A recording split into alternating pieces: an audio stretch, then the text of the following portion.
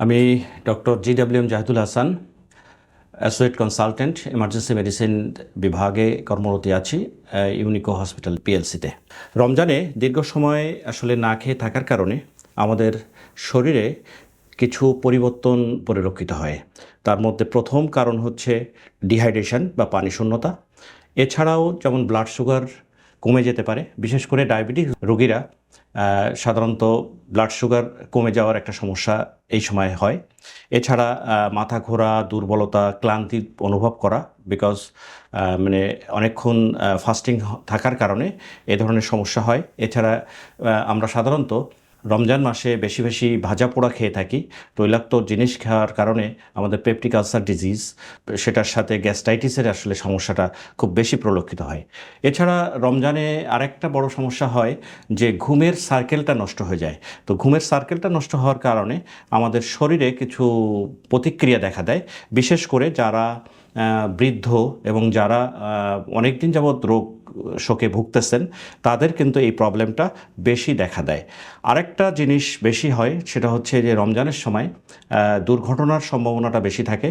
কারণ যখন ইফতারির আগে আমরা আসলে বেশিরভাগ সময় ইফতারির আগে সবাই দ্রুততার সাথে আসলে গাড়ি চালায় এবং বাসায় দ্রুত পৌঁছানোর কারণে এই ধরনের সমস্যাটা হয়, যে দুর্ঘটনার সম্মুখীন হয়।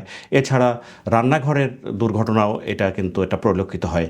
তো এই কারণে রমজানে যদি আমরা এই জিনিসগুলো মাথায় রেখে আমরা যদি আমাদের এমার্জেন্সি সিচুয়েশনটা ঠিক মতো যদি আমরা চিকিৎসা না নেই, তাহলে কিন্তু অনেকের ক্ষেত্রে একটা মারাত্মক স্বাস্থ্য ঝুঁকির সম্ভাবনা থেকে যায়। ইউনিকো হাসপাতাল এমার্জেন্সি রমজান মাসে এই সমস্ত অসুস্থতা এবং হঠাৎ জরুরি যে সমস্ত প্রয়োজনে পরিস্থিতি মানুষের পাশে থাকবে এবং কার্যকর চিকিৎসা সেবা প্রদান করার মানসিকতা নিয়েই আমরা ইউনিকো হসপিটাল এমার্জেন্সি ডিপার্টমেন্ট কাজ করছে।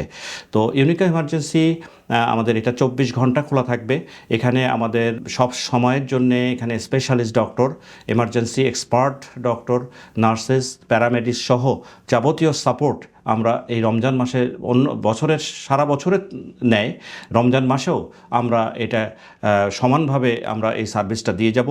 এবং আমাদের যে প্রশিক্ষিত টিম যারা থাকবে, তারা বিশেষ করে রমজানে যারা অসুস্থ হয়ে আসবে তাদেরকে হাই প্রায়োরিটি দিয়ে তাদেরকে আমরা চিকিৎসা করার মানসিকতা নিয়েই ইনশাল্লাহ আপনাদের সাথে থাকার ইচ্ছা পোষণ করছি।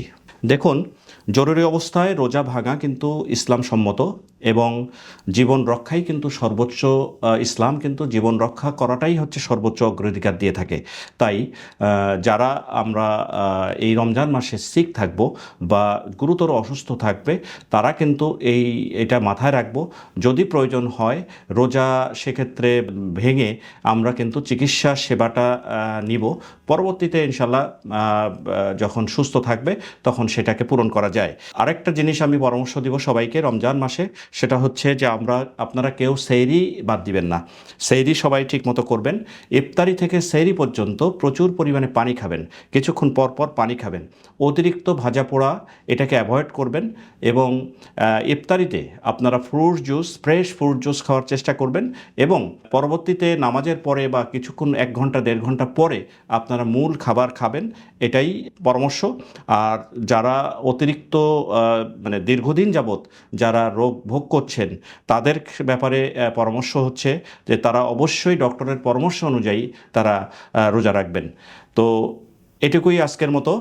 সবাই রমজানের পবিত্রতার সাথে রমজানের প্রতিটা রোজা রাখার চেষ্টা করবেন এবং সেই সাথে সাথে স্বাস্থ্য ঝুঁকির কথাটা মাথায় রাখবেন। এবং এমার্জেন্সি মেডিসিনের যারা সচেতন, তারা আশা করি যে এই রমজানে যদি তারা সিক হয় তাহলে অবশ্যই আমাদের শরণাপন্ন হবেন এবং ইউনিকো হসপিটাল এমার্জেন্সি আপনাদের সাথে সব সময় থাকবে এবং প্রয়োজনীয় সব ধরনের ব্যবস্থা গ্রহণ করবে ইনশাল্লাহ।